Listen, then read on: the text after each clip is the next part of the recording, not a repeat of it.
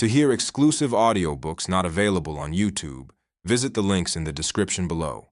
Thank you for your support. Selected Works of Mao Zedong, Volume 3. The Period of the War of Resistance Against Japan, Part 2. Section 17. Get Organized. Comrade Mao Zedong made this speech at a reception in honor of the labor heroes of the Shensi Kansu Ningxia border region on November 29, 1943. On behalf of the Central Committee of the Communist Party, I would like to say a few words at this reception it is giving for the labor heroes and heroines and other model workers in production, elected from the villages, the factories, the armed forces, the government and other organizations, and the schools in the Shensi Kansu Ningxia border region. What I want to say can be summed up in the words, get organized. This year, the peasant masses and the people in the army, the government and other organizations, the schools, and the factories of the border region have been conducting a production campaign in accordance with the resolutions of the meeting of senior cadres convened last winter by the Northwest Bureau of the Central Committee. Great achievements and advances have been scored in every field of production this year, and the border region has taken on a new look. Facts have fully borne out the correctness of the policy adopted by the Conference of Senior Cadres. The gist of this policy is to organize the masses, to mobilize and organize into a great army of labor, all the available forces without exception. The people, the army, the government, and other organizations and the schools, all men and women, young and old, who can contribute their labor power on a part-time or full-time basis. We have an army for fighting as well as an army for labor. For fighting, we have the 8th Route and new 4th Armies, but even they do a dual job, warfare and production. With these two kinds of armies, and with a fighting army skilled in these two tasks and in mass work, we can overcome our difficulties and defeat Japanese imperialism. If the achievements of our production campaign in the border region in recent years were not great or remarkable enough to prove this conclusively, our achievements this year have really done so, as we have all seen with our own eyes. In all the armed units of the border region that have been allotted land this year, the soldiers have on the average cultivated 18 amao per person, and they can produce or make practically everything: food, vegetables, meat and cooking oil, clothing, cotton-padded clothes, woolen knitwear and footwear, shelter, cave dwellings, houses and meeting halls, articles of daily use, tables, chairs, benches and stationery, and fuel, firewood, charcoal and coal. By using our own hands, we have attained the objective of ample food and clothing. Every soldier needs to spend only 3 months of the year in production and can devote the remaining 9 months to training and fighting. Our troops depend for their pay neither on the Kuomintang government, nor on the border region government, nor on the people, but can fully provide for themselves. What a vitally important innovation for our cause of national liberation. During the last 6.5 years of the War of Resistance, the anti-Japanese base areas have been subjected to the enemy's policy of burn all, kill all, loot all. The Shensi Kansu Ningxia border region has been tightly blockaded by the Kuomintang, and we were reduced to the direst straits financially and economically. If our troops had been able to do nothing except fight, we would never have solved our problems. Now our troops in the border region have learned to produce, and so have some of the troops at the front, while others are learning. If every man in our heroic and combat-worthy 8th Route and new 4th Armies becomes able not only to fight and do mass work, but also to produce, we need fear no difficulty, and shall be invincible under heaven, to use the words of Mencius, Book 3, Kung Sun Chu, Part 1, Chapter 5. Our organizations and schools have also taken a big step forward this year. Only a small part of their expenditure has come from the government, most of it being covered by their own production. They have grown 100% of the vegetables they consume as compared with 50% last year. considerably increased their consumption of meat by raising pigs and sheep, and established many workshops for making simple necessities. As the army, the organizations and the schools now meet their own material needs fully, or for the most part, less is taken in taxation from the people, who can therefore enjoy more of the fruits of their labor. As soldiers and civilians are alike increasing production, all have ample food and clothing and are happy. In our factories, too, production has been stepped up, secret agents have been combed out, and productivity has risen greatly. Throughout the border region, labor heroes have come forward in great numbers in agriculture and industry, in the organizations and the schools, and also in the army. We can say that production in the border region has been set on the right path. All this comes from organizing the strength of the masses. To organize the strength of the masses is one policy. Is there a contrary policy? Yes, there is. It is one that lacks the mass viewpoint, fails to rely on the masses or organize them, and gives exclusive attention to organizing the small number of people working in the financial, supply, or trading organizations, while paying no attention to organizing the masses in the villages, the army, the government and other organizations, the schools and factories. It treats economic work not as a broad movement or as an extensive front, but only as an expedient for meeting financial deficits. That is the other policy, the wrong policy. Such a policy formerly existed in the Shensi-Kansu-Ningxia border region, but after the correct guidance given over these years, and especially after the senior cadres conference last year and the mass movement this year, the number of people who still think this way is probably small. In the base areas in northern and central China, where fighting is intense and the leading bodies have not given it enough attention, the production campaign of the masses has not yet become widespread. However, since the Central Committee's directive of October 12th this year, preparations are being made everywhere for a production campaign next year. Conditions at the front are more difficult than in the border region. Not only is there heavy fighting, but natural disasters have occurred in some places. Nevertheless, we must mobilize the entire party, the government and the army and the civilian population, both to fight against the enemy and to engage in production in order to support the war, to cope with the enemy's policy of burn all, kill all, loot all, and to provide disaster relief.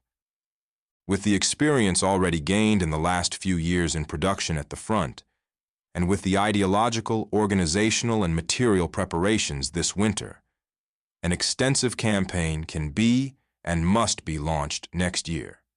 In the frontline areas where fighting is going on, it is not yet possible to have ample food and clothing, but quite possible, and indeed imperative to, use our own hands and overcome difficulties. The cooperatives are now the most important form of mass organization in the economic field.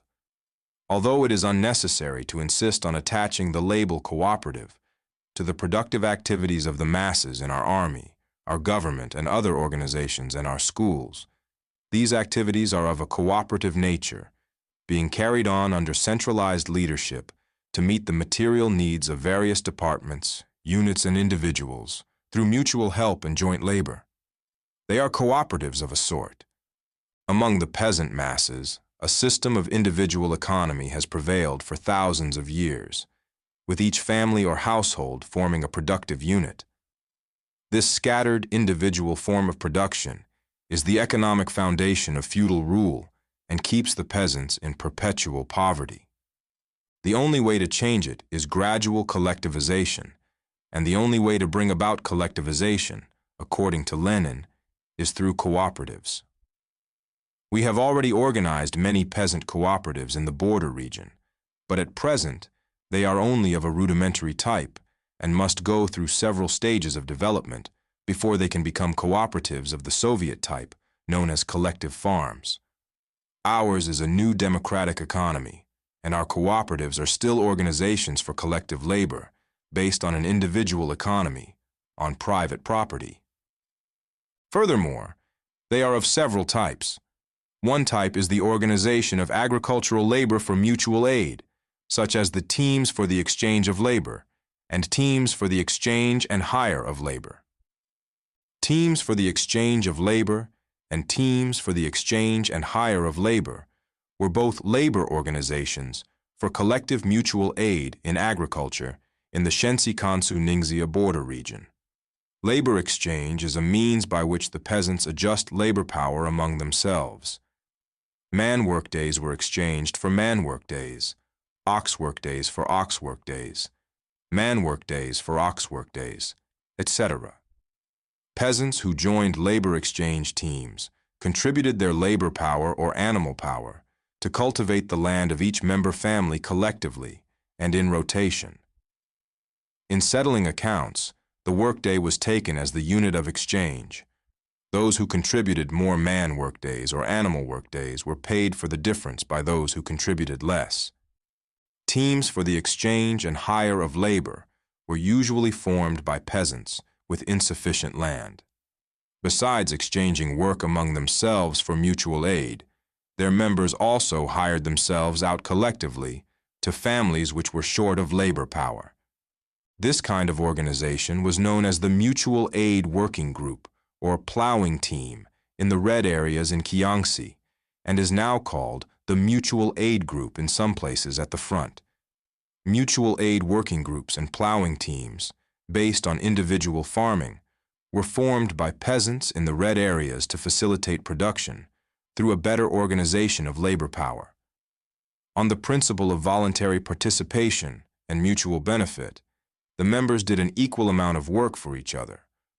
Or if one could not give another as much help as he received, he made up the difference in cash.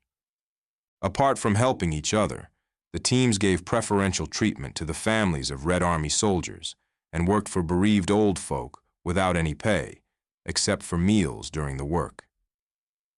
As these measures of mutual aid were of great help to production and were carried out on a reasonable basis, they won the warm support of the masses.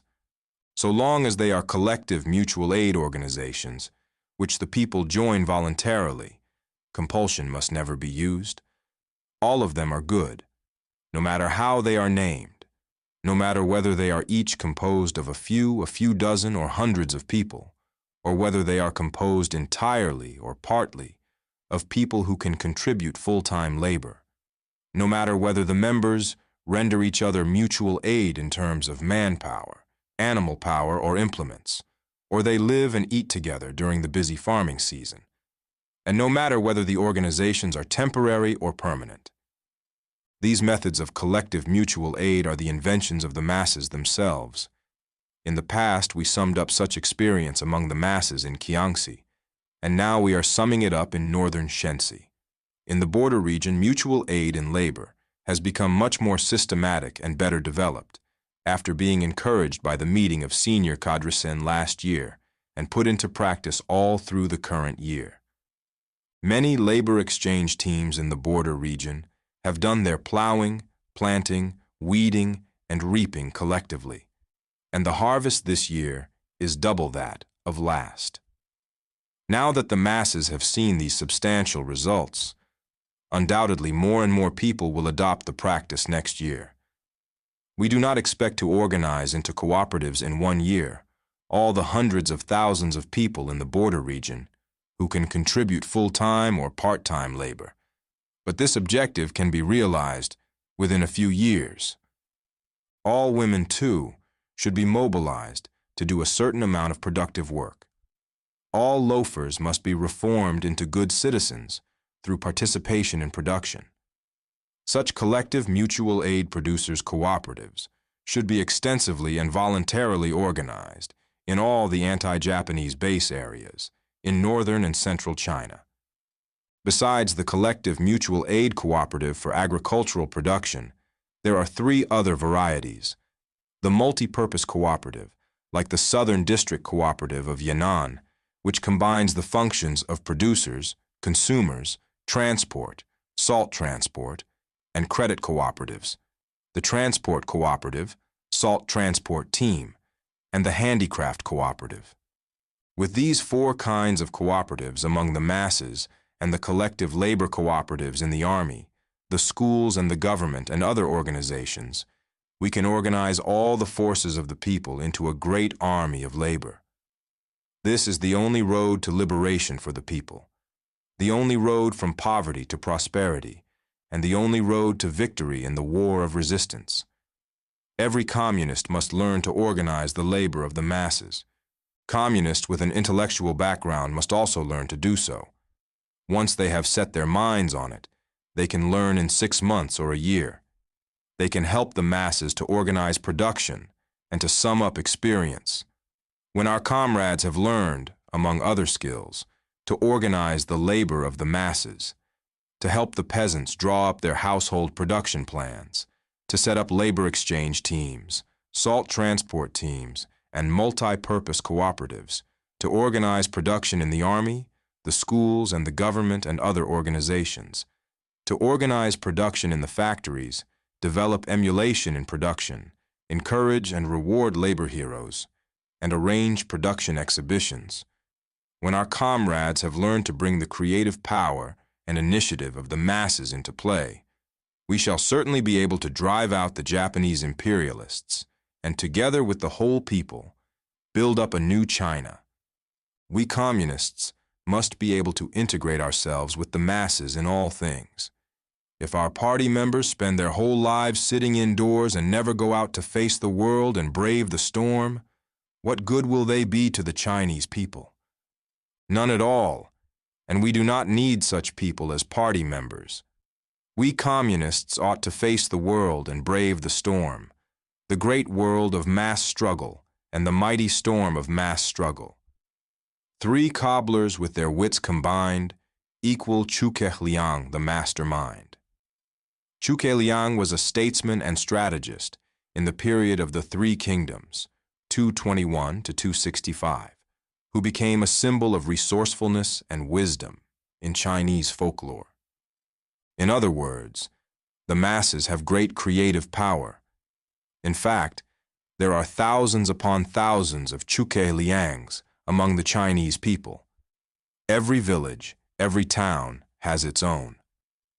We should go to the masses and learn from them, synthesize their experience into better articulated principles and methods, then do propaganda among the masses, and call upon them to put these principles and methods into practice, so as to solve their problems and help them achieve liberation and happiness.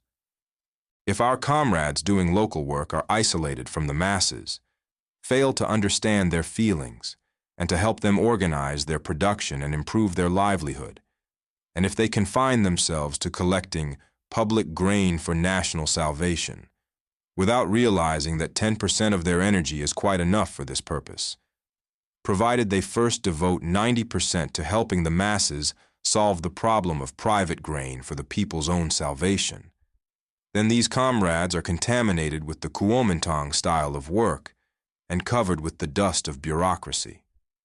The Kuomintang only demands things from the people and gives them nothing in return. If a member of our party acts in this way, his style of work is that of the Kuomintang, and his face, caked with the dust of bureaucracy, needs a good wash in a basin of hot water. In my opinion, this bureaucratic style is to be found in local work in all our anti-Japanese base areas, and there are comrades who are isolated from the masses because they lack the mass viewpoint. We must firmly do away with this style of work before we can have close ties with the masses.